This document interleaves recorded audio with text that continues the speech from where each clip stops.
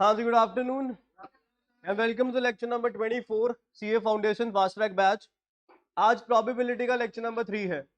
दो लेक्चर्स में basic concept जो है प्रोबेबिलिटी क्या होता है, उसकी एप्लीकेशंस क्या हैं, टर्मिनोलॉजीज क्या हैं, वो सब चीज़ें हमने डिस्कस कर ली। जो आज का टॉपिक है that is very very very important, क्योंकि ये टॉपिक एक चैप्टर आएगा सेट रिलेशन फंक्शंस, वहां भी आएगा। तो अगर यहाँ पे अच्छे से क्लियर हो गया, वहां करने की जरूरत ही नहीं पड़ेगी, वहां सिर्फ रिविजन करेंगे। ठीक है, तो टॉपिक जो है that is use of veins diagram in probability. Probability में वेन्स डायग्राम का यूज करना है हमें। ठीक है, अब कैसे यूज करेंगे वेन्स डायग्राम का, पहले आप वो समझ लो। ये ए है, capital A, this is capital B. इसको मैं बना देता हूं, एक एग्जाम्पल के साथ हम इसको लिख लेते हैं। ठीक है, एग्जाम्पल है एक्सपेरिमेंट। एक्सपेरिमेंट एक्टिविटी होती है जो आपने परफॉर्म करी है। यहां मान लेते हैं थ्रोइंग अ डाइस, ये एक्टिविटी आपने परफॉर्म करी, थ्रोइंग अ डाइस। इसका सैंपल स्पेस क्या होगा?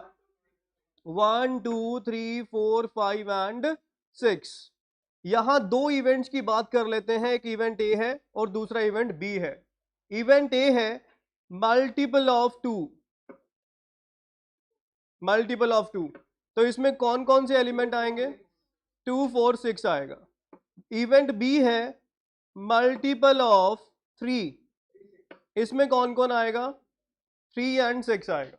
ठीक है, दो इवेंट मैंने डिस्क्राइब करे, ए एंड बी। अब अगर इनको हमें असाइन करना है, अब ए में कौन कौन आएगा? 2 आएगा, ये कैपिटल ए मैंने बना दिया, कैपिटल बी मैंने ड्रॉ कर रखा है यहाँ पे। बाकी जो बचा हुआ है ए और बी के अलावा, वो यहां बैकग्राउंड में आएगा। ठीक है, अब कैपिटल ए में कौन कौन है?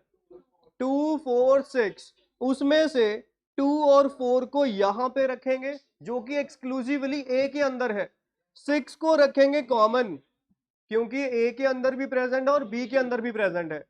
और आपको डायग्राम से विजिबल होगा कि ये जो पार्ट है ये ओवरलैपिंग पार्ट है, जो ए में भी है और बी में भी है। तो यहां पे हम किसको असाइन करेंगे? 6। फिर बी में कौन रह गया? 3 को असाइन करेंगे यहां पे। अब सैंपल स्पेस में 2 3 4 6 आ चुके, कौन कौन रह गया? 1 5 को भरेंगे बैकग्राउंड में, मतलब जो किसी में भी नहीं आया वो कहां पे आ जाएगा? बैकग्राउंड में आ जाएगा। ये हम बात कर रहे हैं 2 इवेंट्स की। जब 2 इवेंट्स होंगे ए और बी, उस हिसाब से हमने वेन डायग्राम जो है वो ड्रॉ किया। कैपिटल ए में 2 4 6, कैपिटल बी में 3 6, और 6 दोनों में क्या है? कॉमन। और इसके अलावा जो सैंपल स्पेस में रहेगा वो हम कहां पे असाइन करेंगे? पीछे यहां पे, ये वाले बैकग्राउंड में। ठीक है जी, अब सुनो, हर एक रीजन का नाम है। यहां पे ये जो पहले ये वाला पार्ट है, सिर्फ ये वाला, इसका नाम है R1। और ये जहां R1 में कौन कौन है? 2 4।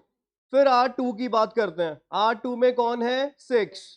फिर बात करते हैं R3 की, R3 में कौन है? 3। फिर बात कर लेते हैं R4 की, R4 में कौन है? 1 5। अब हर एक रीजन का नामकरण करना है, उसके बारे में समझना है कि भाई इसका नाम ऐसा क्यों पड़ा हुआ है। ठीक है, तो यहां पे बहुत चीजें क्लियर होंगी। R1 का नाम, R1 का नाम है ओनली ए। अब दो बातें हैं, अगर हम लिखें ए और ओनली ए, दोनों बातों में बहुत फर्क है। अब अगर मैंने ए लिखा, ए का मतलब मैं कंप्लीट ए की बात कर रहा हूं। कंप्लीट ए में कौन कौन आ गया? 2 आ गया, 4 आ गया, 6 आ गया। बट अगर हम ओनली ए की बात कर रहे हैं तो सिर्फ ए आएगा, बी नहीं आएगा। That means we are representing 2 4। Differentiate हुआ, तो यहां एक वर्ड पूरी स्ट्रक्चर बदल देगा। आपको समझना पड़ेगा ए और ओनली ए में क्या डिफरेंस है। जब ए लिखा है तो कंप्लीट ए आएगा, जब ओनली ए लिखा है तो सिर्फ ए आएगा, बी का कुछ पार्ट नहीं आएगा। ठीक है, अब आप एक चीज देखो, इस 2 4 6 में भी आगे दो पार्ट्स हैं। अगर ये 2 4 6 की बात करें, इसमें एक तो वो पार्ट है जिसमें ए है और बी नहीं है। दैट मीन्स वो पार्ट कौन है? R1।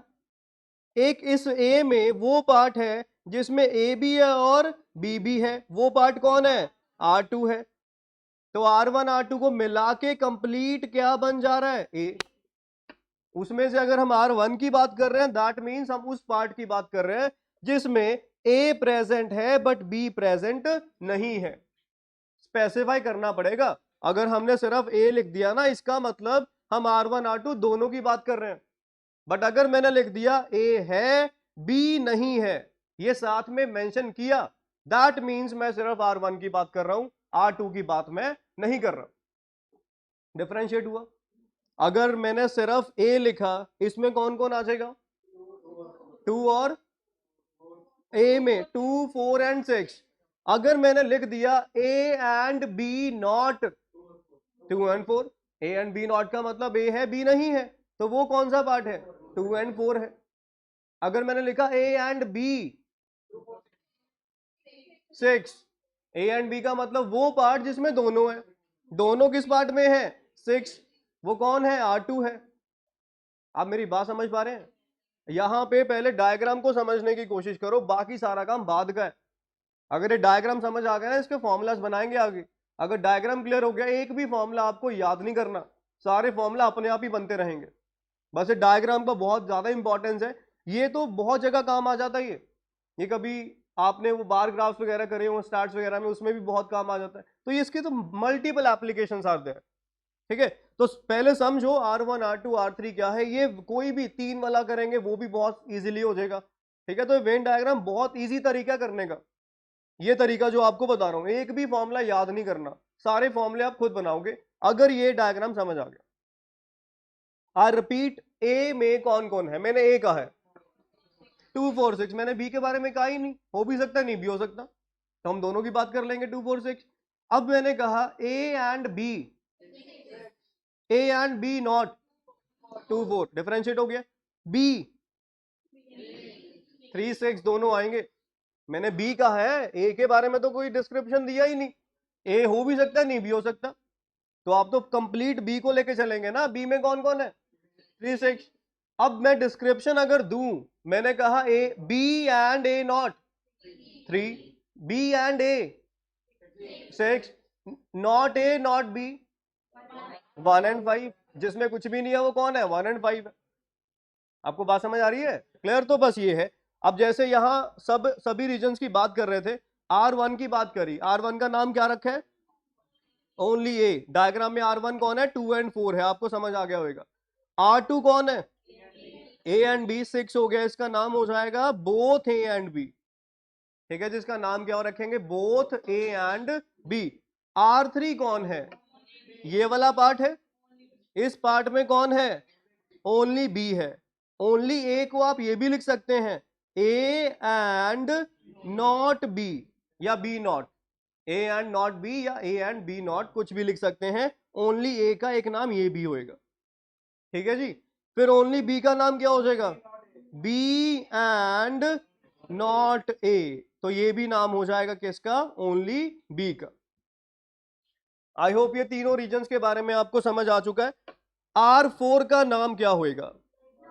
हाँ, यहां लिखेंगे neither A nor B. R4 में ना तो ए का कुछ पार्ट है ना बी का कुछ पार्ट है, मतलब इसमें ना ए है ना बी है। हम ए और बी के रिस्पेक्ट में ही इन सभी के नाम रखेंगे। समझ में आ गया? डन। चलिए, आई होप ये समझ आ गया आपको R1 R2 का क्या नाम है। अब इनके टेक्निकल नेम्स भी हैं, वो भी आपको मैं बताता हूं। ये डायग्राम जैसे हमने अभी ड्रॉ किया, ये डायग्राम मैंने बना दिया। ये कैपिटल ए था, ये कैपिटल बी था, इस रीजन का नाम R1 R2। ये क्लियर हो गया आपको? चलो, अब इनके ना नाम्स हैं, नेम्स इनके जो रखेंगे। R1 का नाम क्या है? सिंपल नाम क्या है उसका? ओनली ए। अगर इंग्लिश में लिखें क्या लिखेंगे? ए एंड नॉट बी, ऐसा लिख लेंगे। अब आते हैं टेक्निकल नेम क्या है इसका। इसको लिखेंगे ए इंटरसेक्शन बी कॉम्प्लीमेंट। जिनको नहीं पता उनकी जानकारी के लिए मैं बता देता हूं। अब ये ऑपरेशंस क्या होते हैं? मान लो कोई सेट है हमारे पास ए, इसके अंदर पड़ा हुआ है 1 2 3 4। एक सेट है बी, इसके अंदर एलिमेंट्स पड़े हैं 3 4 5 एंड 6। ठीक है, अब एक दो ऑपरेशंस हैं, ये सेट चैप्टर में दोबारा पढ़ेंगे, अभी थोड़ा समझ लो बस। एक ऑपरेशन होता है ऐसा, यूनियन। इसका मतलब क्या होता है? दोनों सेट की हर एक चीज एक बार लेंगे तो क्या क्या आ जाएगा, 1 2 3 4 5 एंड 6। ये पहला ऑपरेशन, इस ऑपरेशन का नाम होता है यूनियन। फिर अगला ऑपरेशन है ए इनवर्टेड यू। इनवर्टेड यू का मतलब होता है इंटरसेक्शन, और इंटरसेक्शन निकालता है कॉमन ए एंड बी। इनमें कॉमन कौन है, 3 एंड 4, तो इसका इंटरसेक्शन आ जाएगा 3 एंड 4। समझ आ गई बात। नेक्स्ट तीसरा ऑपरेशन है ये वाला, इस ऑपरेशन को कहते हैं कॉम्प्लीमेंट। इस ऑपरेशन का नाम क्या होता है, कॉम्प्लीमेंट। अब जैसे मान लो ये मैंने ए और बी बना दिया, ठीक है, मेरे पास जो सैंपल स्पेस था वो सैंपल स्पेस में मेरे पास 1 से लेकर 8 तक चीजें पड़ी हैं। जैसे सैंपल स्पेस मेरे पास 1 से 8 का है, ए में 1 2 3 4 पड़ा है, बी में 3 4 5 6 पड़ा है। अब इसको अगर असाइन करें, आप असाइन कर लोगे, यहां R1 में कौन कौन आएगा, अगर मैं R1 की बात करूं, इस R1 में 1 एंड 2 आएगा, ठीक है। कॉमन में कौन कौन जाएगा, 3 एंड 4 सेंटर में जाएगा, फिर 5 6 यहां पे जाएगा, 7 8 बाहर आएगा। यही असाइनमेंट होगी। अगर हमने सैंपल स्पेस को 1 से 8 मान लिया, उसमें से A 1 2 3 4 है, B 3 4 5 6 है, रिमेनिंग कहां पे आएगा, बैकग्राउंड में आएगा, विच इज 7 एंड 8। यहां तक क्लियर। अब आप सुनिए, ये कॉम्प्लीमेंट क्या होता है। ये ऊपर जब ऐसा सिंबल लग जाता है इसको कहते हैं कॉम्प्लीमेंट, या इसको ए सी इस तरह से भी रिप्रेजेंट किया जाता है। इसका मतलब पता है क्या, नेगेटिव ऑफ किसी भी चीज का नेगेटिव कॉम्प्लीमेंट। ये कॉम्प्लीमेंट वो वाला कॉम्प्लीमेंट नहीं है जो हम देते हैं। कॉम्प्लीमेंट भी दो तरह के होते हैं, आपको पता है कॉम्प्लीमेंट। एक तो कॉम्प्लीमेंट होता है COMPLIMENT, दिस कॉम्प्लीमेंट। एक होता है कॉम्प्लीमेंट, ये दो वर्ड्स होते हैं। पता है ये दोनों वर्ड्स में क्या फर्क है। जो हम किसी की प्रेज करते हैं वो तो ऊपर वाला कॉम्प्लीमेंट है, नीचे वाला कॉम्प्लीमेंट क्या होता है, कैसे, समथिंग लाइक दैट।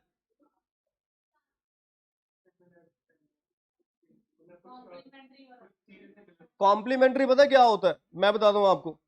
आप रेस्टोरेंट में जाते हो, होटल्स में जाते हो आप, तो वहां कॉम्प्लीमेंट्री डिशेस मिलती हैं। कॉम्प्लीमेंट्री होता है एडिशनल चीज।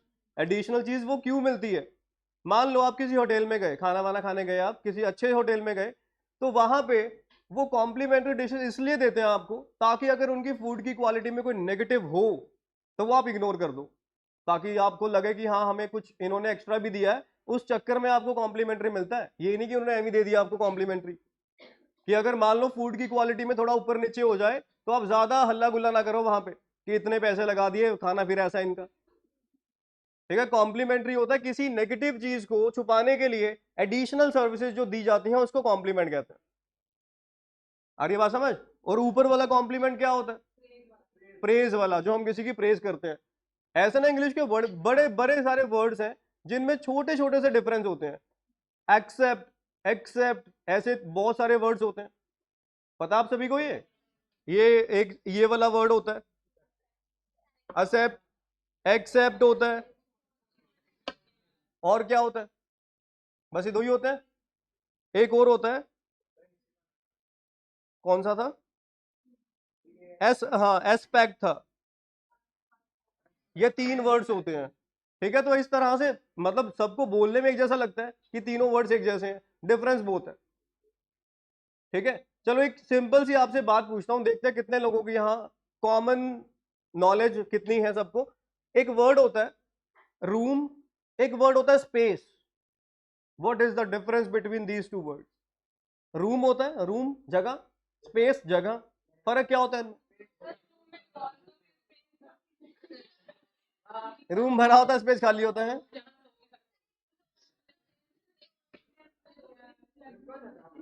क्लोज्ड होता है, मैंने पढ़ाया होगा। स्पेस और रूम सिंपल कॉमन से वर्ड है ओ भाई, ओ आपस में बातें नहीं करने के लिए कहा। स्पेस और रूम, किसी को भी कोई डिफरेंस पता हो, स्पेस कॉमन से वर्ड है, स्पेस और रूम। देखो स्पेस क्या होता है, रूम तो होता है वो जगह जिसको आप ऑक्यूपाई करोगे। फॉर एग्जाम्पल आप किसी मतलब कहीं जर्नी वगैरह जा रहे हो, तो वहां पे आपको जगह चाहिए, तो आप क्या कहोगे? Is there any space for me और is there any room for me? Room कहोगे, क्योंकि वो जो जगह आप उससे पूछ रहे हो वो आपने ऑक्यूपाई करनी है। ठीक है, अब मान लो प्लांट्स है, ठीक है, अब मैं कहूं leave some room between the plants या leave some space between the plants, space, क्योंकि वो जो जगह है वो ऑक्यूपाई नहीं करनी, वो छोड़नी है दोनों जगह। मतलब जो जगह आपने ऑक्यूपाई करनी है उसी जगह को कहते हैं रूम, और जो जगह खाली छोड़नी है उसी को कहते हैं हम स्पेस। अब ये जगह है, क्या है ये है क्या है? रूम। ये बेसिक सा डिफरेंस है। ठीक है, बहुत मतलब माइनर सी चीजें हैं जो पता होनी चाहिए हमें। चलो हम अपना ये कर रहे थे, कहाँ आगे? इंग्लिश पढ़ाने में ना बड़ा ही सही रहता काम, बहुत बड़ा मजा आता है। चलो कभी लगाएंगे आप क्लास, तो ना आप अपने आप देखना, बड़ी छोटी छोटी सी बातें होती हैं जो हम डेली बेसिस पे बड़ी मिस्टेक्स करते हैं ना। आज नहीं, फिर कभी जब टाइम होएगा तब लगाएंगे एक दिन, तो बड़ा सही रहता है उसमें, वो पढ़ेंगे। चलो यहां पे आ जाओ वापस, कॉम्प्लीमेंट की बात कर रहे थे। तो कॉम्प्लीमेंट क्या होता है? किसी भी चीज का नेगेटिव। अब हमें ए के ऊपर कॉम्प्लीमेंट लगा दिया, ये हल्का सा, या ए के ऊपर सी लगा दिया, इसका मतलब ये हुआ ए को छोड़ के बाकी सारा। अब डायग्राम को देखो जरा, ए में कौन कौन है? 1 2 3 4, इसको छोड़ दो, यू आर लेफ्ट विद 5 6 7 8। ऊपर डायग्राम को देखिए, ए में कौन कौन है? 1 2 3 4 है। इसका कॉम्प्लीमेंट का मतलब ये होगा इसको छोड़कर बाकी सारा। इसको छोड़कर बाकी कौन कौन रह गया? 5 6 7 8। तो यहां ए के कॉम्प्लीमेंट में कौन कौन आ जाएगा? 5 6 7 एंड 8। अगर मैं रीजन्स वाइज लिखूं फिर बताना, रीजन्स वाइज कौन कौन से रीजन्स होंगे जो एक कॉम्प्लीमेंट को कवर कर रहे हैं? R3 R4, क्योंकि ए में कौन कौन कवर हो रहा है? R1 R2। अब मैंने उसका कॉम्प्लीमेंट कर दिया, तो उसके कॉम्प्लीमेंट में कौन कौन कवर होगा? R3 R4। रीजन्स वाइज ऐसे लिख सकते हो, नंबर्स वाइज मैं कहूं 5 6 7 8। आ रही है बात समझ? अब अगर हम लिखें B complement, it will cover 1 2 7 8। B में कौन कौन आया हुआ है? बी में कौन कौन है? बी में 3 4 5 6 है। इसके अलावा कौन कौन है? 1 2 7 8। इस पूरे डायग्राम में बी को छोड़ के जो बाकी रिमेनिंग रह गया वो सब उसके कॉम्प्लीमेंट के अंदर कवर हो जाएगा। अगर रीजन वाइज लिखे फिर R1 R4। ये समझ आ गया? ये ना एक चैप्टर आएगा अगला, सेट रिलेशन फंक्शन, उसमें कंप्लीट नॉलेज मिलेगी आपको कि ऐसा क्यों करते हैं। अभी जितनी चीज काम की है उतनी मैंने आपको बता दी। ऑपरेशंस क्या होते हैं, यूनियन समझ आ गया होगा, यूनियन क्या होता है। अब मुझे रीजन वाइज बताओ, मुझे रीजन वाइज बताना, A union B according to the reasons. R1 R2 R3, बस ठीक है। ए इंटरसेक्शन बी, R2 आएगा, R2 आएगा, मतलब कॉमन पार्ट कौन है? R2 है। अगर हम लिखा, मुझे एक चीज बताना, ए इंटरसेक्शन बी का होल कॉम्प्लीमेंट, सुन लो ध्यान से, R4 R1 R3 R4। ए इंटरसेक्शन बी में कौन आ गया? उसका कॉम्प्लीमेंट है, मतलब R2 नहीं चाहिए हमें, तो चाहिए कौन कौन? R1 R3 R4। Region wise आपने जो आंसर दिया, आपने आंसर दिया इस चीज का, इसमें बताना कौन आएगा? R4 आएगा। ए यूनियन बी में कौन कौन आ गया? R1 R2 R3। उसका कॉम्प्लीमेंट है, मतलब तीनों ही नहीं चाहिए हमें, तो हमें चाहिए क्या? R4। आपने आंसर बताया था इस चीज का, मैंने पूछी थी ये चीज। डिफरेंशिएट हो रहा है? जब हमने इंटरसेक्शन का कॉम्प्लीमेंट किया, दैट मींस उसमें जो भी है वो नहीं रिक्वायर्ड हमें। नेगेटिव ऑफ जो भी चीज है जिसका भी कॉम्प्लीमेंट कर रहे हो वो नेगेटिव सेंस में यूज करेंगे। समझ आ गई इतनी बात? बस ये है। अब इसके बाद देखो, अपने आप नाम करोगे, अपने आप फॉर्मूलाज बनाओगे, कुछ नहीं। अब इसके बाद अब एक एक करके लिख लेते हैं R1 का नाम। बताओ भाई क्या नाम था R1 का? ओनली ए नाम था, सिंपल। ठीक है, या एक और नाम था ए एंड नॉट बी, या बी नॉट। एक और नाम हो गया, वो है ए इंटरसेक्शन बी कॉम्प्लीमेंट। अब ये कैसे हुआ, इसका प्रूफ सिंपल सा है। आप मुझे जरा डायग्राम देखो, डायग्राम में ए में कौन कौन आएगा? रीजन वाइज बताओ बस, आप 1 2 3 छोड़ दो, सिर्फ रीजन। R1 R2, चलो यहां पे लिख लेते हैं एक ही जगह पे कौन कौन आ गया, R1 R2, ठीक है जी। अब बीच में इंटरसेक्शन क्यों लगाया उसका भी रीजन मिलेगा आपको, मैं अभी फिलहाल लगा देता हूं। अब डायग्राम को देखो, बी कॉम्प्लीमेंट बताओ, बी कॉम्प्लीमेंट जल्दी बताओ, बोलो। नहीं करना, R1 और R4 आ गया, बी कॉम्प्लीमेंट में R1 और, ये ठीक है, ओ भाई ठीक है, ओ भाई ठीक है, समझ आ रहा है, मुझे लग रहा था तुम्हारा काम। देखो ये डायग्राम एक और बना देता हूं मैं यार, ये ना स्क्रॉल करना पड़ता है बार बार। देखो और बदतमीजों सुन लो, अब देख ही जाओ, ये जो R1 लिखा, इसका ये नाम मैंने कैसे लिखा, ए है, बी गूंगो बोलो नहीं है, मतलब क्या है वो, ओ कॉम्प्लीमेंट है, कॉम्प्लीमेंट है ना। अब बीच में इंटरसेक्शन आएगा या यूनियन आएगा वो हम देख लेते हैं। अब ए में कौन कौन आ रहा है, R1 R2 आ रहा है, लिख दिया, दिख रहा है अंदो। फिर बी कॉम्प्लीमेंट में कौन कौन आ रहा है, R1 R4 आ रहा है, लिख दिया। अब बीच में अगर मैं इंटरसेक्शन लगाऊंगा तो दोनों में से कॉमन निकल के आएगा, वो कॉमन कौन है, तो मैंने R1 का ही तो नाम रखा है। अगर यूनियन लगा देता फिर क्या आता, R1 R2 R4, इतनी सारी चीजों का मुझे करना क्या है, मुझे तो R1 से मतलब है, तो R1 का नाम मैंने इंटरसेक्शन लगा के लिख दिया। इंटरसेक्शन का रीजन समझ आ गया आपको, इंटरसेक्शन का मतलब होता है and, A and B not, union का मतलब होता है और, कि ये या ये, तभी तो दोनों चीजें ले लेते हैं हम। जब हमने यूनियन की बात करी, यूनियन में क्या होता है, दोनों सेट की हर एक चीज एक बार लेनी होती है। मैंने और कनेक्टर बताया था आपको, और कनेक्टर जब लगा होता है तो हम क्या करते हैं, जो एक को भी सेटिस्फाई करते हैं हम ले लेते हैं उसको, दैट मीन्स दोनों को ले लिया ना हमने। अब एंड का मतलब क्या होता है, इंटरसेक्शन, मतलब जो दोनों को सेटिस्फाई करेगा वही लेंगे हम, कॉमन चीज जो हो गई। आप कनेक्ट कर पा रहे हो, तो जो यूनियन है ये सब्स्टिट्यूट है किसका, और का, इंटरसेक्शन सब्स्टिट्यूट है किसका, एंड का। कनेक्ट हुआ, समझ आ गया। चलिए ये R1 का नाम हो गया, एक तो सिंपल नाम है ओनली है, एक थोड़ा सा ये है और एक थोड़ा सा ये है, तीनों क्लियर है, थोड़े थोड़े से क्लियर है। अब R2 पे आ जाओ, R2 का पहले सिंपल नामकरण करो, बोथ ए एंड बी, दोनों है, ए भी है बी भी है, दोनों आगे, चलो जी बहुत सही बात है। ए है तो ए सिंपल स्टेट में आ गया, बी है बी भी सिंपल स्टेट में आ गया, एंड के लिए क्या लगा देंगे, इंटरसेक्शन, ये हो गया इसका नामकरण। वेरीफाई करना है, वेरीफाई कर लेते हैं, ए में बताना जरा, R1 कॉमा, बी में R2 कॉमा, बिल्कुल सही है, बीच में साइन क्या करेगा, कॉमन, कॉमन कौन है, तो R2 का ही तो नाम रखा है भाई, ठीक है जी, बात समझ आ रही है। चलो जी R3 पे आइए, अब R3 रुक जाओ, एक एक पूछ लेते हैं किसी से, तुम्हें पल्ले भी पढ़ना नहीं पड़ रहा। आपका नाम क्या है, हाँ हाँ हाँ जी बताइए, R3 का नाम क्या रखेंगे, ओनली बी, एक और नाम,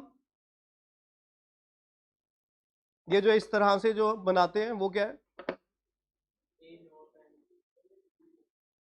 हाँ चलो, बी एंड नॉट है, ये भी लिख सकते हैं, चलो ठीक है। अब जो इसका टेक्निकल नाम है वो हमें बताने जा रहा है पंचुल, बोलो भाई। ओए ओ पागल,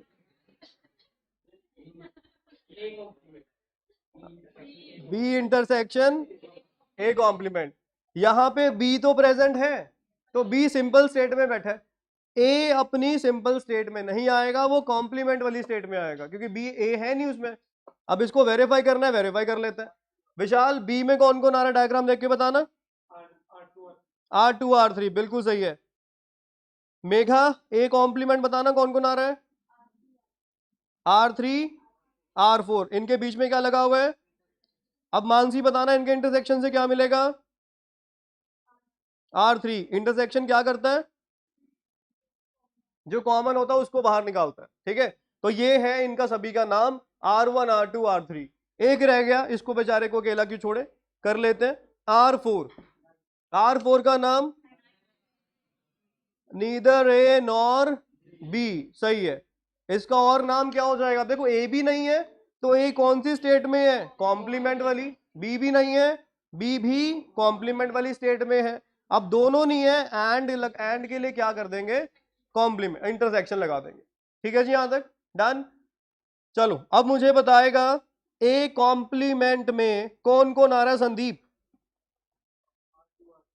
ओए R3 R4, ए कॉम्प्लीमेंट में कौन कौन आ रहा है? R3 R4, ठीक है भैया। बी कॉम्प्लीमेंट कार्तिके R1 R4, ठीक है। ये ए कॉम्प्लीमेंट में ए को छोड़ के बाकी सारा कौन कौन बच गया? R3 R4। बी कॉम्प्लीमेंट में बी को छोड़ दो, फिर कौन बच गया? बस सही है। बीच में क्या लगा है? क्या करेगा? कॉमन। कॉमन कौन है? ये R4 का ही नाम रखा है, वेरीफाइड। वेरीफाइड यूजर है ये, ठीक है। ए, हाँ बिल्कुल हो गया, आ जाएगा, बिल्कुल आ जाएगा, मैंने मना तो करा ही नहीं। हाँ लो, लाओ, ये लो, खुश। चलो ठीक है भाई, ये भी, ये समझ आ गया ना क्या कह रहे हैं? ए यूनियन बी में कौन कौन आया था? R1 R2 R3। अब उसका कॉम्प्लीमेंट कर दिया आपने, कौन आएगा? R4। वो भी सही है। मैं ये नहीं कह रहा जो मैंने लिखा वही सही है, मैं ये कह रहा हूं ये मेरे अलावा और भी बड़ी चीजें सही हैं। तो मल्टीपल तरीके हैं करने के, ठीक है। तो आपने जो किया वो भी सही है, कोई और कुछ बना दे वो भी सही है। सही का मतलब अगर ये वेरीफाई होगा तो सही है, ये नहीं बदतमीजा करी जाओ बैठे। ये समझ आ गया? R1 R2 R3 R4, समझ सबको क्लियर है? चलो जी, बस सही है, जल्दी नोट कर लो इसको। है, हो गया? हाँ, मैं तभी कह रहा हूँ इतनी फास्ट, मेघा बड़ी तेज होगी। चलो जल्दी करो जल्दी, ये नोट जरूर कर लेना, पेपर में सब आगे पीछे हो जाएगा, तो इसको प्रॉपर पैटर्न में लिख लो जैसे लिखा हुआ है बोर्ड पे।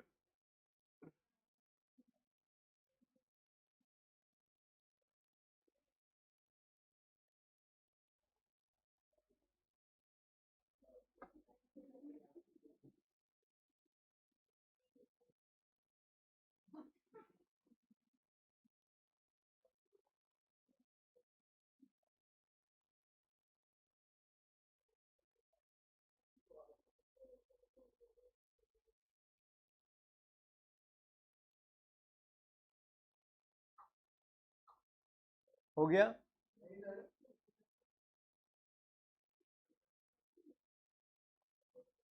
हो गया आप सबका? तो तू कल्ला क्या लिखी जा रहा है? सबका हो गया, कल ही रह गए। वहां सुनता ही है।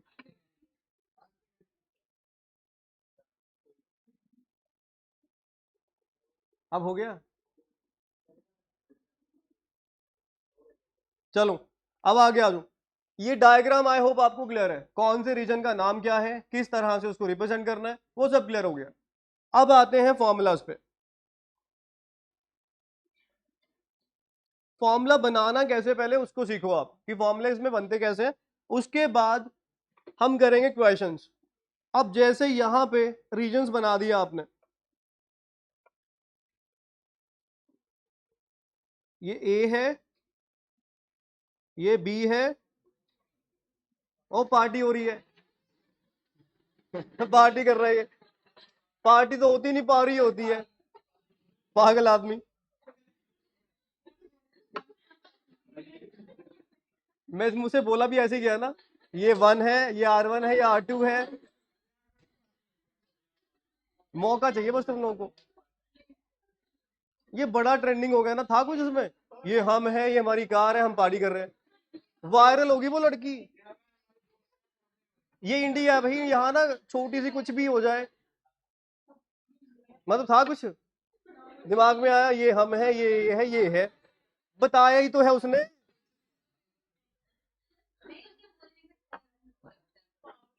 चलो, ओ ये देखो पार्टी कर रहे हैं बैठे। चलो फॉर्मूला पे आ जाओ। ये R1 है, ये R2 है, दिख रहा होगा, ये R3 है, बस ये R4 है। अब आ जाओ पहले फॉर्मूला पे, ये पहला फॉर्मूला भी है, ये भी देख लो। अब हमें पहला फॉर्मूला बनाना है। अब जो पेपर में चीजें होंगी ना, वो होगा P ऑफ A गिवन होगा पहली, P ऑफ B गिवन होगा, P of A union B given होगा, और इंटरसेक्शन। ये चार चीजें गिवन होंगी पेपर में, और कुछ नहीं गिवन होगा। आपसे पूछा कुछ भी हो सकता है, तो आपको पता होना चाहिए ये सब चीजों को यूज करके आप कैसे फॉर्मूला बना सकते हैं। अब जैसे यहां पे पहले फॉर्मूला में आपको पूछा हुआ है P probability A intersection B complement, और आपको ये चारों चीजें दे रखी हैं। अब कैसे बनाएंगे देखो। अब सबसे पहली बात, ये कौन सा रीजन है? R1 है, A है एंड B नहीं है, क्योंकि उसका कॉम्प्लीमेंट लिखा हुआ है, तो मतलब ये कौन है? R1 है। R1 की बात हो रही है। अब R1 का फॉर्मूला जो हमने बनाया था, या इसको ऐसे भी तो लिख सकते हैं, P of A minus P of A intersection B। अब मुझे जरा ये बताओ, P ऑफ A में कौन कौन आ गया? R1 R2 आ गया। अब हमें चाहिए सिर्फ कौन? R1, तो R2 को माइनस करना पड़ेगा, R2 को माइनस करवा दिया। या पहले यहां पे इन सभी के नाम लिख लो। P ऑफ A का मतलब किसकी बात है? R1 R2। P of B मतलब किसकी बात है? R2 और R3। यूनियन में किसकी बात हो रही है? R1 R2 और R3। इंटरसेक्शन में R2 की बात हो रही है। आप यहीं से थोड़ा आइडिया लगा सकते हो, क्योंकि अब ये जो चीज है, ये चीज किसकी बात कर रही है? R1 की। अब आप यहां ये सब चीजें लिखी हुई है, इसमें से R1 कैसे ढूंढोगे? दो काम कर सकते हो आप। क्या? एक तो इसमें से ये माइनस करवा दो। सोचो जरा, अगर मैं थर्ड में से सेकंड को माइनस करवा दूं, तो मेरे पास क्या बचेगा? R1, वही तो मुझे चाहिए। मतलब सिर्फ ये चार चीजों को यूज करना, और कुछ गिवन ही नहीं होगा पेपर में, तो यूज कहां से करोगे जब गिवन ही नहीं है? पूछा आपसे कुछ भी ऐसा अजीब सा होएगा, कॉम्प्लीमेंट लगा देंगे, कई बार इंटरसेक्शन लगा देंगे, मतलब कुछ भी ऐसा गिवन होएगा। तो हमें हर एक चीज के बारे में पता हो कि वो क्या है, और उसको कैसे आपने फॉर्मूला में कन्वर्ट करना है। अब आप ये सबसे पहले तो ये बताओ, ये रीजन कौन सा है? ए एंड बी नॉट है। अगर आपको नहीं पता रीजन, आप ये बताओ ए में कौन कौन है? R1 R2। बी कॉम्प्लीमेंट में R1 R4। एक तरफ R1 R2 है, एक तरफ R1 R4 है, बीच में लगा हुआ इंटरसेक्शन, क्या मिलेगा? R1। That means left hand side में सिर्फ R1 है, तो राइट हैंड साइड में भी R1 ही होना चाहिए। अब ये चीजें आपको दे रखी हैं, आप इसमें से मतलब इनको मैनेज करोगे, प्लस करोगे, माइनस करोगे, जो भी करोगे, R1 लेके आना है। गिवन सिर्फ ये चार चीजें होंगी पेपर में। इस तरह से फॉर्मूले आपने बनाने हैं। अब पहला तरीका तो ये है कि ये जो आपके सामने बना हुआ है P ऑफ A, इसमें से ये माइनस करवा दिया जाए, लास्ट वाला जो मैंने लिखा है। P ऑफ A में कौन कौन आ गया? R1 R2 आ गया। इसमें कौन कौन आ गया?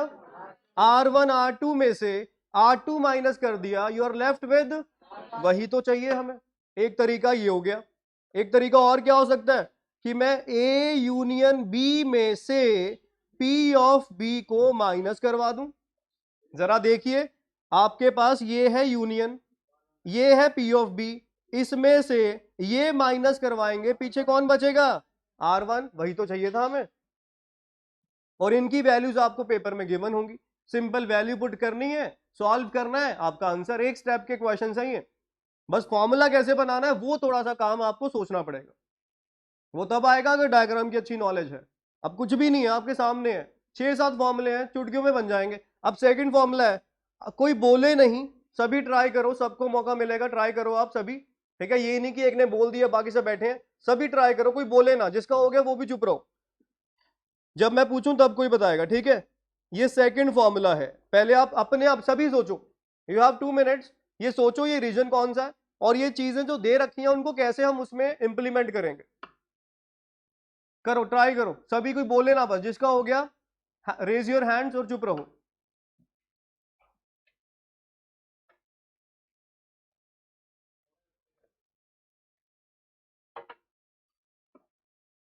ठीक है जी।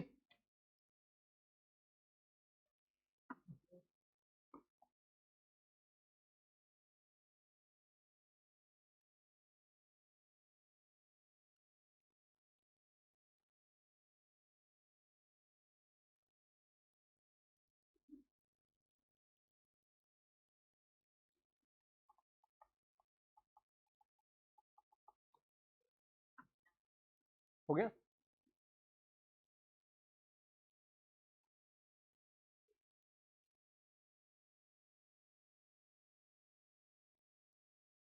एक नहीं, कोई और सोच दिमाग में आए वो भी बना देना, ये नहीं कि सिर्फ एक बना के बैठ गए। कुछ और लगे ना आपको कि और मॉडिफिकेशन हो सकती है, वो भी कर दो।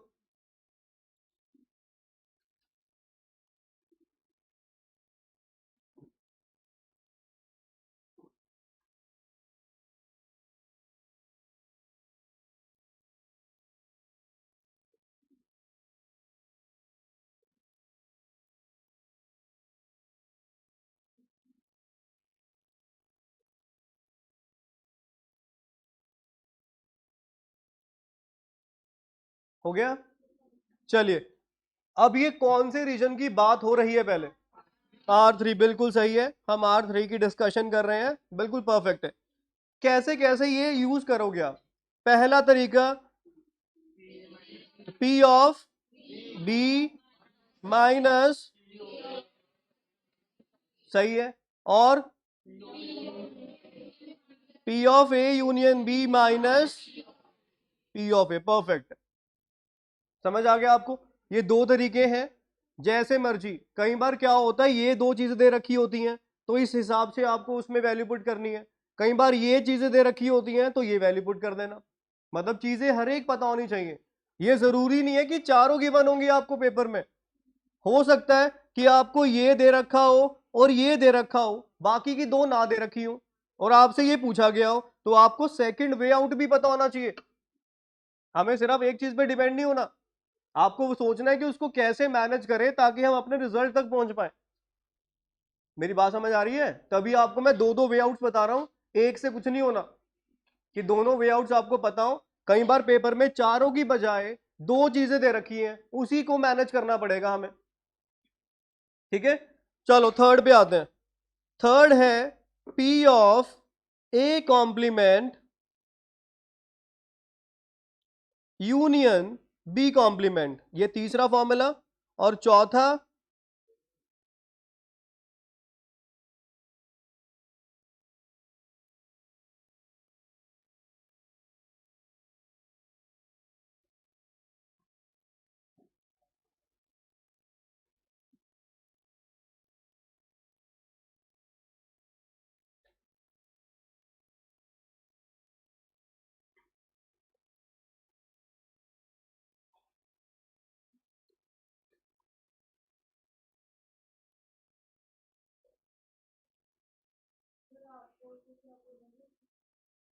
इन terms of A and B, A complement intersection B complement,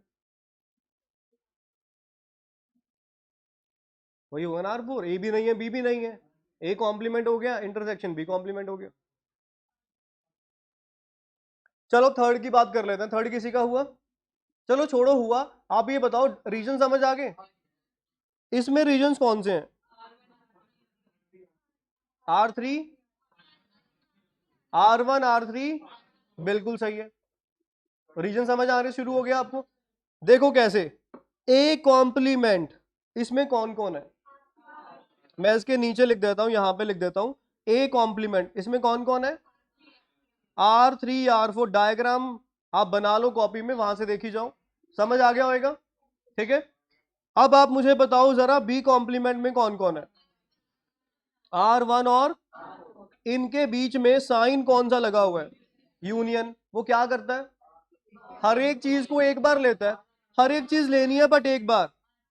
तो मतलब ये इक्वल है R1 के, R3 के और R4 के।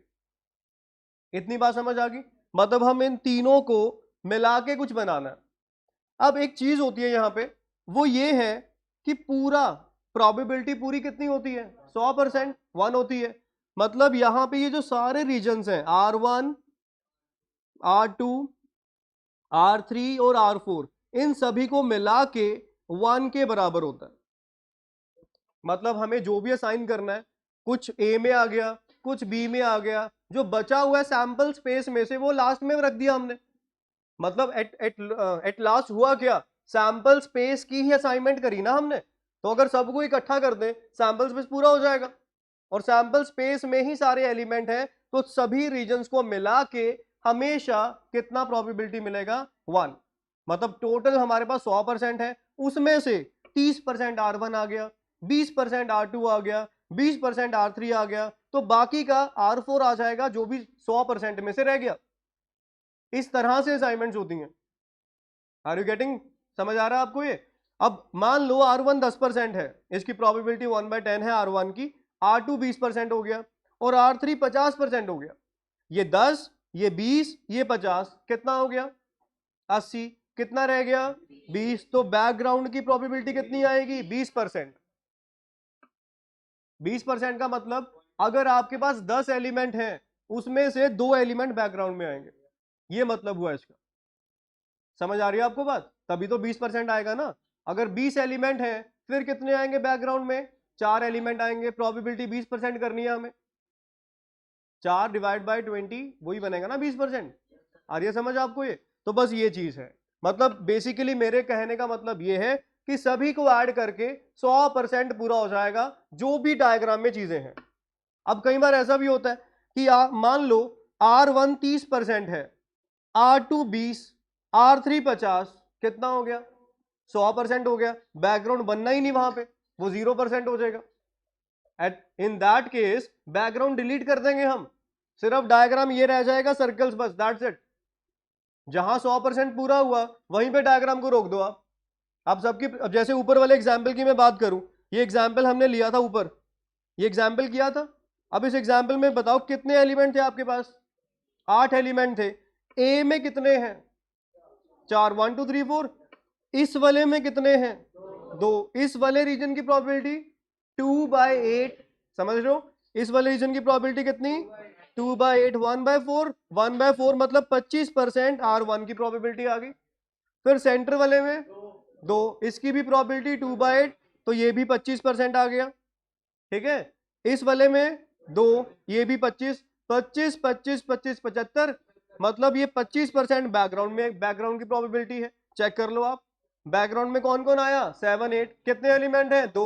कितने में से? 8 में से। 2/8 कितना होता है? 1/4, दैट इज इक्वल टू 25%। मतलब जैसे मर्जी असाइनमेंट कर लो, हमेशा इसकी प्रोबेबिलिटीज को जोड़ के 100% कवर होना चाहिए, तो ही आपका डायग्राम सही है। अदरवाइज डायग्राम में कुछ ना कुछ आपने मिस्टेक करी है। ठीक है जी, ये इसका बिल्कुल बेसिक प्रिंसिपल है कि सभी को मिला के कितना होगा? 1। अब आप ये बताओ, यहां हम बात कर रहे थे हमें R1 चाहिए, R3 चाहिए, R4 चाहिए। इसका सिंपल एक फॉर्मूला बन जाएगा, टोटल कितना होता है? 1। क्या नहीं चाहिए? R2। तो अगर मैं टोटल में से A इंटरसेक्शन B को माइनस कर दूं, ये भी तो सही है। 1 में सारा कुछ कवर हो गया, उसमें से जो आपको नहीं चाहिए उसको बाहर निकाल दीजिए आप। समझ गए? 1 में से मैंने क्या माइनस कर दिया? A intersection B। ऑटोमेटिकली मेरे पास क्या क्या बचेगा? R1 R3 R4 जो रिक्वायर्ड था। और ये चीज मुझे ये गिवन होगी, मैं वैल्यू पुट कर दूंगा, 1 में से माइनस करा दूंगा, मेरा डायरेक्ट आंसर आ जाएगा। मतलब बेसिकली पर्पस मेरा ये था, ये 4 चीजें ही यूज करनी है आपने। अब ये उन चारों में से एक चीज है। 1 तो न्यूमेरिकल 1 है, वो तो आप वैसे ही सॉल्व कर लोगे। समझ गए? चलो जी, अब अगले पे आते हैं। अब अगला क्या है? R4 है। अब यहां R4 को कैसे लिखा जा सकता है? 1 माइनस A यूनियन B। ठीक है। यूनियन में कौन कौन कवर हो जाएगा? R1 R2 R3। 1 में कौन कौन है? चारों हैं, तो आपने 3 माइनस कर दिए, पीछे कौन रह गया? तो वही तो पूछा हुआ था। तो ये बहुत इजी चैप्टर है, बहुत इजी। लोगों से फॉर्मूले नहीं बनते हो तो रट्टे मारी जाते हैं बैठे, रट्टा तो मारना ही नहीं इसमें। प्योर कॉन्सेप्ट है, डायग्राम देखो, उसको कॉम्प्रीहेंड करो, समझो, अपने आप फॉर्मूले रेडी हैं, कुछ भी नहीं करना। डायग्राम को तो मन में बिठा लो, R1 R2 R3 नीचे R4, बस सिंपल है। एक बार रिवाइज कर लेते हैं, R1 में कौन कौन था? Only A intersection B complement, A intersection B complement, इस तरह से भी आपको पता हो। R2 both A and B, इसका नाम A intersection B. R3 only B, उसका नाम A complement intersection B. R4 neither A nor B, इसका नाम A complement intersection B complement. बस ये डायग्राम आपके माइंड में बैठ जाना चाहिए कि इसमें से मॉडिफिकेशंस करनी है सारी हमें। डन। अब आ जाओ पांचवें पे। ये जो फिफ्थ फॉर्मूला है ये बड़ा इंपॉर्टेंट है, ठीक है। अब इसमें केसेस बनेंगे कैसे, सुनो अब ध्यान से। ये है क्या क्या, इसमें क्वेश्चन पता क्या होगा आपको? आपको पी ऑफ ए गिवन होगा, मान लेते हैं पी ऑफ ए आपको दे रखा है half. P of B given होगा, क्वेश्चन ही कर लेते हैं, half. P of A intersection B दिया होगा 1/4, और आपसे पूछा होगा ए यूनियन बी निकालो। ठीक है जी। मतलब ये क्वेश्चन बन गया एक तरह से कि ये जो पांचवा है इसको यूज कहां पे किया जाएगा। देखो मैंने आपको कहा था चार में से कुछ ना कुछ गिवन होगा, ये भी उसी चार में है, ये भी उन्हीं चार में कवर हो रहा है, ये भी उन्हीं चार में कवर हो रहा है, और ये आपसे पूछा गया। ठीक है जी। मतलब वैल्यूज वही यूज करनी है, कैसे करने है सोचो। अब आप ये बताओ इसमें कौन कौन आ रहा है? R1 R2, बिल्कुल सही। अब यहां पे मैंने पहले लिख दिया P ऑफ ए, कौन कौन आ गया? मुझे चाहिए भी तो था, चलो ठीक है।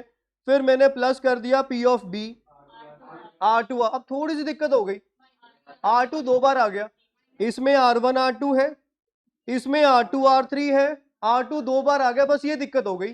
तो माइनस करवा दो, माइनस करवा देंगे R2। R2 क्या है? ए इंटरसेक्शन बी है, बन गया फॉर्मूला। अब इसकी वैल्यू मुझे दे रखी है हाफ, इसकी वैल्यू दे रखी है हाफ, इसकी वैल्यू दे रखी है 1/4। मेरा आंसर कितना आ जाएगा? बस ये आ गया, सॉल्व कर दिया, कुछ भी नहीं करना। R1 R3, यहां पे R3 आएगा। यूनियन का मतलब क्या होता है? ए और बी की हर एक चीज आपने एक बार लेनी है। अब डायग्राम देखो जरा, ए और बी की हर एक चीज एक बार। ए में कौन कौन है?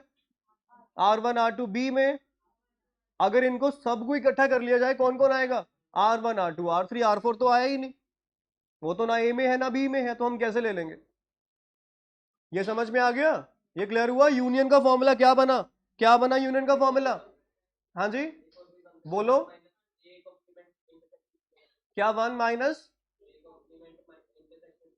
कर सकते हो, बट फायदा नहीं है, क्योंकि वो इंटरसेक्शन की वैल्यू नहीं पता होगी आपको। आपने बिल्कुल सही कहा है, ये कह रहा है कि ऐसे लिख दें 1 minus probability A complement intersection, यही कहना चाह रहे हो आप? ये बिल्कुल सही फॉर्मूला है, इसमें कोई दिक्कत नहीं है। बट दिक्कत सिर्फ इतनी सी है, आपको ये तीन चीजें दे रखी हैं, ये तो हमें पता ही नहीं, इसको अलग से निकालना पड़ेगा, फिर इसकी वैल्यू पुट करनी पड़ेगी। ये दिक्कत है छोटी सी, बस करना चाहते हो कर लो, क्योंकि ये चीज भी हमने ऊपर सीखी हुई है। चलो इस तरह से मैच करके देखते हैं, बताना। अब ये जो मयूर ने बताया, ये कौन सा पार्ट है भाई? R4 है। अब R4 का फॉर्मूला आपको याद आ रहा है? R4 का 1 माइनस ए यूनियन बी, कुछ पढ़ा है अभी? अभी ऊपर करके आए हैं। अब ए यूनियन बी की वैल्यू नहीं पता, फिर फंसोगे। समझ गए ना? जो आपने कहा मैं उसी हिसाब से चल रहा हूं, बट यहां दिक्कत जरा सी ये आ जाएगी, यूनियन के वही तो निकालना हमें, तो ये फॉर्मूला इफेक्टिव नहीं है, क्योंकि यूनियन फिर आ गया, फिर वो फिर गड़बड़ करेगा, इसलिए। समझ गए भाई सभी? क्लियर? तो ये थे आपके 5 फॉर्मूले, कोई डाउट है? अब इसमें एक स्पेशल केस आ जाता है, वो भी आप नोट कर लीजिए। वो स्पेशल केस ये है, if A and B are mutually exclusive events.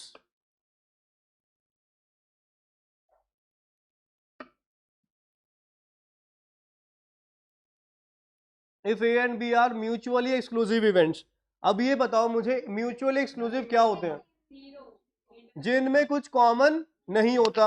अब ये फॉर्मूला जो हमने किया, अगर वो म्यूचुअली एक्सक्लूसिव हुए तो कुछ कॉमन नहीं होगा, कॉमन नहीं है तो ये वाला पार्ट क्या हो जाएगा? जीरो। तो जो यूनियन का फॉर्मूला है वो सीधा बन जाएगा P of A plus P of B. बस इतना सा फॉर्मूला बन जाएगा, इंटरसेक्शन वाला पार्ट खत्म हो जाएगा। समझ में आ गई बात? कि अगर म्यूचुअली एक्सक्लूसिव है, ये इवेंट्स के जब हम कर रहे थे तो हमने पढ़ा भी था, म्यूचुअली एक्सक्लूसिव उनको कहा जाता है जब कुछ भी कॉमन ना हो। अगर कॉमन नहीं है, इंटरसेक्शन नहीं होगा, इंटरसेक्शन की वैल्यू जीरो। तो ये इसी फॉर्मूला को रिड्यूस कर दिया ये फॉर्मूला में, सिर्फ कब? जब ए एंड बी क्या है? Mutually exclusive. बोलिए जी, ठीक है? समझ आ गया कि ये पांचों फॉर्मूले को कैसे हमने यूज करना है? कोई भी डाउट है, कंफ्यूजन है, पूछो। अब एक क्वेश्चन कर लेते हैं, ये फॉर्मूला को अप्लाई करना है, सारा क्लियर है ये? अब एक काम करना, एक फ्रेश पेज ले लो आप, जो अभी किया कुछ देखना नहीं है आपने, आप दिमाग यूज करके सारा काम करना। ठीक है? एक नया पेज, ये जो अभी किया इस पीछे किसी ने नहीं पेज पलटना। ठीक है? ये डेटा हमें गिवन है, जो मैं अभी लिख रहा हूं ये डेटा प्रोवाइडेड होएगा। पी ऑफ ए की वैल्यू दे रखी है आपको, that is 3/4। P of B, इसकी वैल्यू दे रखी है 1/4। और ए इंटरसेक्शन बी, इसकी वैल्यू दे रखी है 1/3। ये तीन वैल्यूज आपको दे रखी हैं। अब आपसे क्वेश्चन पूछे गए, पहला क्वेश्चन आपको निकालना है A union B. Second question आपको निकालना है A complement union B complement. Third question आपको निकालना है A intersection B complement. Fourth question आपको निकालना है ए कॉम्प्लीमेंट इंटरसेक्शन बी। और पांचवा पार्ट है आपको फाइंड करना है A complement intersection B complement. और सिक्स, डायग्राम ड्रॉ करना, डायग्राम रिप्रेजेंटिंग ईच प्रोबेबिलिटी। जो अभी किया उस सब का रिवीजन है ये। जिसने क्वेश्चन कर दिया मतलब अभी तक सब क्लियर है, आज का लेक्चर पूरा क्लियर है उसको। किसी ने पीछे से कॉपी नहीं करना, फ्रेश शुरू करो सारा जो भी लिखा हुआ है। डायग्राम बना लो पहले, डायग्राम के बिना कुछ नहीं पल्ले पड़ना।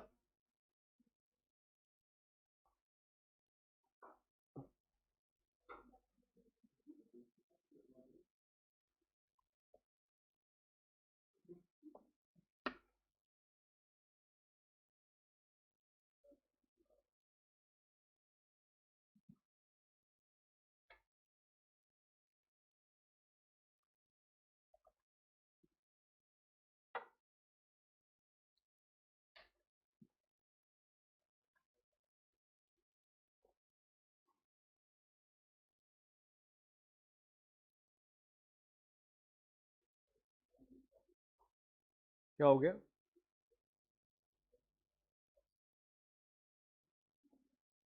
एक मिनट रुको, नेगेटिव आ रहा है फोर वाला। 2 मिनट रुको, इसमें चेंज कर देते हैं।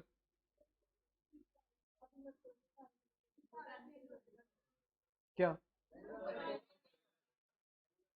यहां बस एक वैल्यू बदलनी है, बस एक वैल्यू चेंज करनी है और कुछ नहीं करना। यहाँ 1/3 कर लो बस, बाकी सारा सेम है। ये 1/4 की जगह 1/3 कर लो, अब सारा सही आएगा। कोई ना, क्यों रोई जाते हो?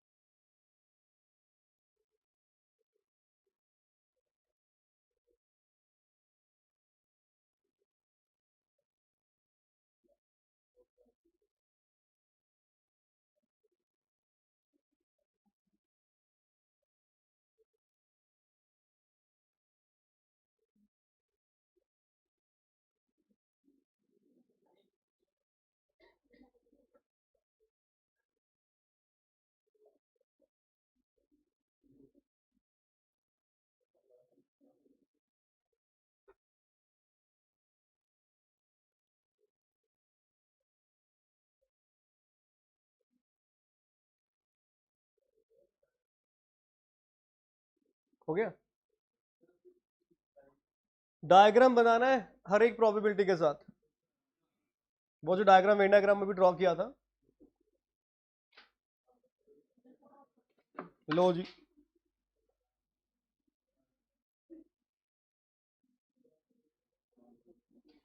हो गया।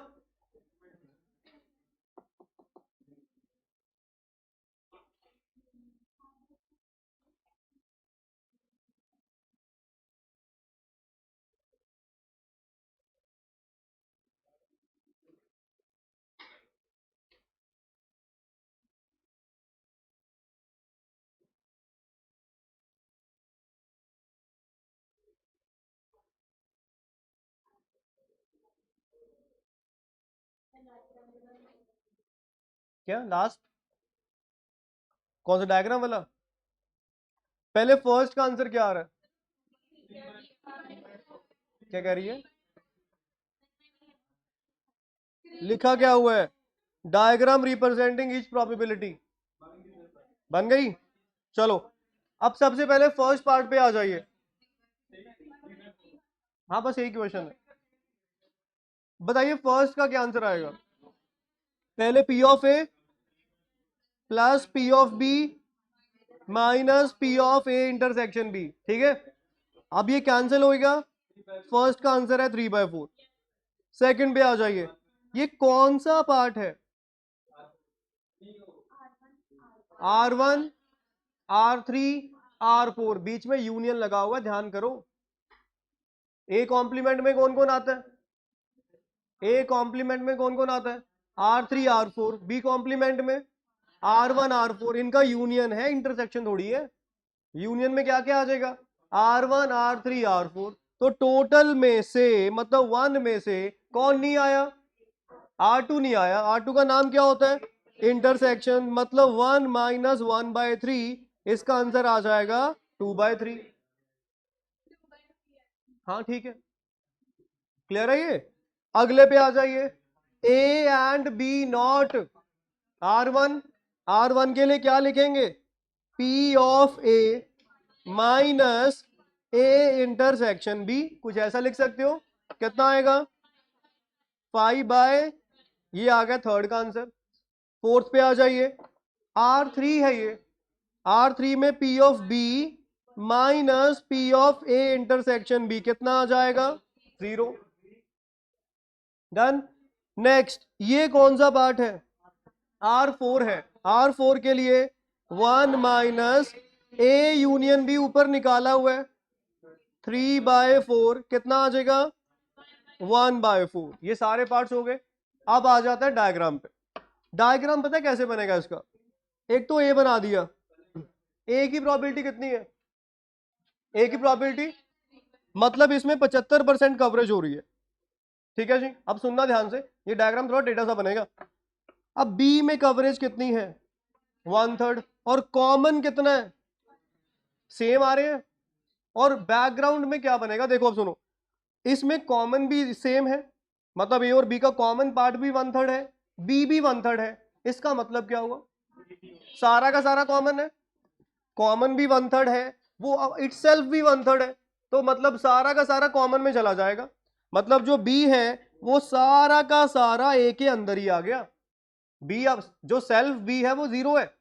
तभी तो आप देखो ये अपना फोर्थ पार्ट 0 आया है। बी एक्सक्लूसिवली है ही नहीं, वो सारा का सारा कॉमन वाले हिस्से में पड़ा हुआ है। तो हमने इस तरह से बना दिया। बाकी जो आएगा वो कहां पे आ जाएगा? बैकग्राउंड में आ जाएगा। क्लियर हुआ? समझ में आ गई बात? अब दोबारा सुन लो, सुनो। आपको ये जो चीजें निकाली, आप ये एक बात बताओ, बी, पूरा बी कितना है? 1/3। 1/3 है। ए और बी का कॉमन कितना है? मतलब कॉमन में ही बी पूरा हो गया, बी आगे R3 तक गया ही नहीं। सोचो, समझ गए? R3 तक वो पहुंचा ही नहीं, R2 में ही वाइंड अप हो गया। मतलब ये यहीं पे रह गया बस। R3 तो आए बनना ही नहीं यहाँ पे। तभी तो आप चेक करो R3 0 आया। ये 0 का रीजन यही है। ये 0 क्यों आया? क्योंकि वो R3 तक पहुंचा ही नहीं।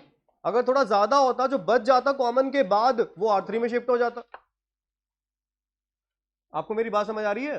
ये डायग्राम की जरूरत नहीं है, स्टिल आपको पता होना चाहिए कि बनना कैसे। ये 0 का मतलब क्या है, ये हमने क्या निकाला है? डायग्राम के साथ उसको सिंबलाइज करना आना चाहिए आपको, ठीक है? और भाई ठीक है, चलो अब ये बताओ, ये हमने डायग्राम बना दिया, कॉमन वाला हिस्सा कितना है? 1/3, ये 1/3 आ गया, मतलब 33.3% आ गया। ये पूरा कितना है? मतलब ये पूरा 75 है ना? 75 में से ये 1/3 माइनस कर दो तो ये वाला ही बच जाएगा। ये कौन सा पार्ट है? ओनली ये वाला पार्ट है। मतलब 75 का मतलब होता है 3/4 और ये 1/3 का मतलब ये 1/3। इसको सॉल्व करेंगे आप, कितना आएगा? 5/12 आ जाएगा। वो कौन सा रीजन है? सिर्फ ए वाला। चेक कर लो आप, सिर्फ ए वाला यही था। कितना आया था? 5/12।